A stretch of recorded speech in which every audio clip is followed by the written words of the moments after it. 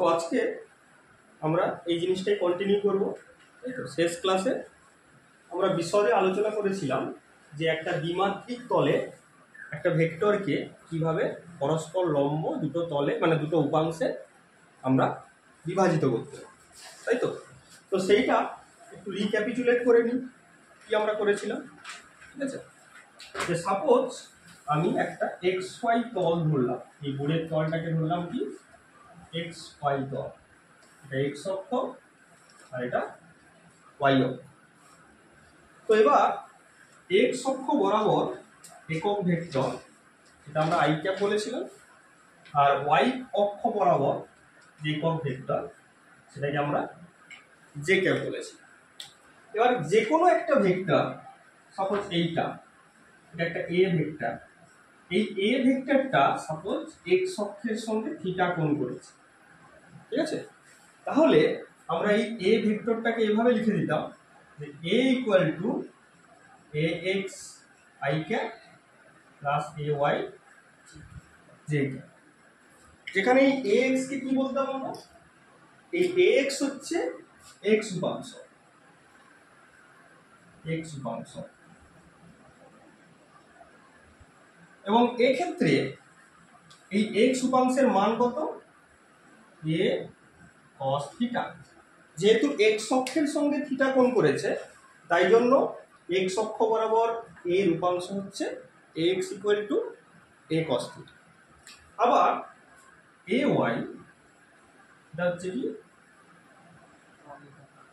Y উপাংশ, এবং এর মানটা কত হবে এ cos 90 ডিগ্রি মাইনাস থিটা। এভাবে মনে রাখবে তোমরা।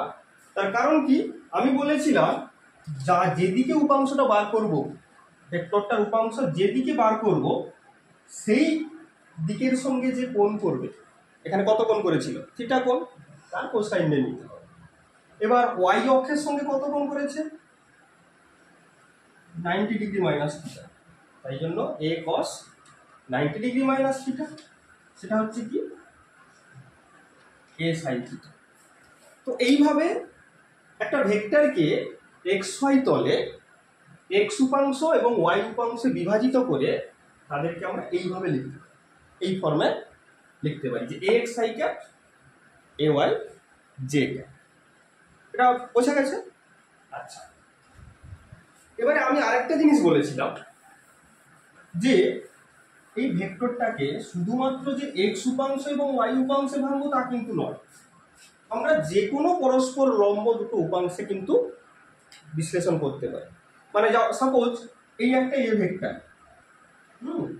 এবার এই এ ভেক্টরটাকে আমি এরকম বললাম যে এটা একটা দিক, আবার সাপোজ এটা একটা দিক, তো এই কোণটা সাপোজ ফাই, তাহলে এ ভেক্টরের এই বরাবর উপাংশ কত হবে, কত হবে, কত হবে এ cos ফাই হবে। সেখানে থিটা ছিল বলে থিটা হয়েছিল, এখানে এই cos ফাই।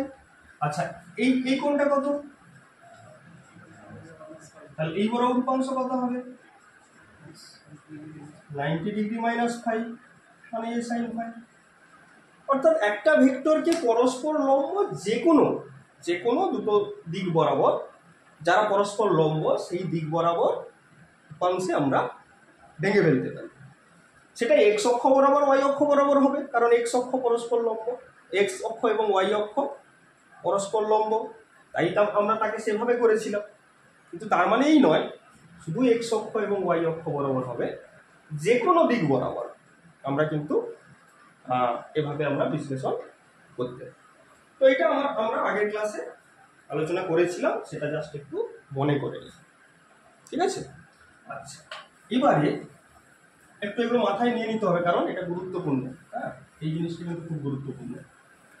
এবারে এই টেকনিক কাজে লাগিয়ে, কি টেকনিক, এই লম্ব উপাংশে বিভাজনের টেকনিক কাজে লাগিয়ে আমরা দুই বা ততোধিক ভেক্টরকে সহজে যোগ বা বিয়োগ করতে পারি। মানে আমরা তো অলরেডি যোগ বা বিয়োগের টেকনিকটা শিখেছি, সেটা একটা টেকনিক। যেমন কি ভেক্টর যোগের ত্রিভুজ সূত্র, ভেক্টর যোগের সামান্তরিক সূত্র, এগুলো আমরা অলরেডি শিখেছি। কিন্তু এখন এই টেকনিক কাজে লাগিয়ে আরও সহজে আমরা যোগ বা বিয়োগ করতে। তো সেটা কিভাবে করব না, এটা একটা xy তল নিয়ে নিলাম। আমরা আগেই বলেছি ইউনিট ভেক্টর i ক্যাপ, এই বরাবর ইউনিট ভেক্টর j ক্যাপ। ঠিক আছে, এবারে সাপোজ দুটো ভেক্টর দেওয়া হলো, একটা a ভেক্টর এটা, আর একটা b ভেক্টর। এবারে বলে দেওয়া হলো a ভেক্টরটা x অক্ষের সঙ্গে থিটা কোণ করেছে, b ভেক্টরটা x অক্ষের সঙ্গে ফাই কোণ করেছে। তাহলে আমাকে হয়তো বের করতে দিয়েছে এইটা যে a প্লাস b কত হবে, a প্লাস b।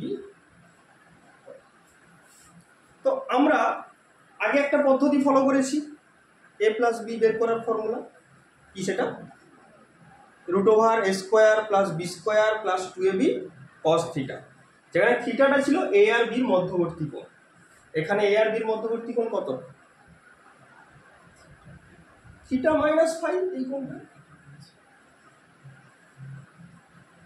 কিন্তু আমরা এখানে কি বললাম, অন্য টেকনিক কাজে লাগাবো। কিরকম টেকনিক না, a কে আমি লিখে ফেলবো ax i প্লাস ay এ ফেলবো। আচ্ছা, b কে আমরা কি লিখে ফেলবো, bx i প্লাস by। তাহলে স্বাভাবিকভাবেই a প্লাস b কত হবে, এই দুটো অ্যাড হবে। তো যেহেতু এরা একই দিকে আছে, মানে এখানে বেসিক্যালি কটা ভেক্টর হলো, এটা একটা ভেক্টর, এটা একটা ভেক্টর, এটা এটা, চারটা ভেক্টর। এবার চারটা ভেক্টরের মধ্যে এই দুটো ভেক্টর সমান্তরাল, এই দুটো ভেক্টর সমান্তরাল। তাহলে সমান্তরাল ভেক্টরগুলোর লব্ধি কি হয়ে যায়, যোগ হয়ে যায় তাদের মান। আমরা আগে স্পেশাল কেসে পড়েছি, তাহলে কি হবে, ax কি হবে, ax plus bx i cap, ay plus by, তাই তো। এবার যদি বলা হয় যে তাহলে a প্লাস b এর লব্ধি, এই যে লব্ধিটা, এর মান কত হবে, এর মান কত হবে, কত হবে, সায়ন √a এটা স্কয়ার প্লাস এটা square ax whole square ay plus by whole square. অর্থাৎ দুটো ভেক্টর যদি দেওয়া থাকে, তাদেরকে প্রথমে লম্ব উপাংশে ভেঙে নেব, দিয়ে একই একই দিকে যে উপাংশ তারা যোগ করে দেব, এটা এটা যোগ করে দিলাম, এটা এটা যোগ করে দিলাম। তারপরে সেই হিসাবে যদি প্রকাশ করে ফেলতে পারি, তাহলে আমরা জানি ভেক্টরের মান এটা। এবং আমি যদি বলি যে এই a প্লাস b x অক্ষের সঙ্গে আলফা কোণ করেছে, তাহলে ট্যান আলফা কি হবে, এটা বাই এটা, কি যে কোনো ভেক্টরের y উপাংশ বাই x উপাংশ। তাহলে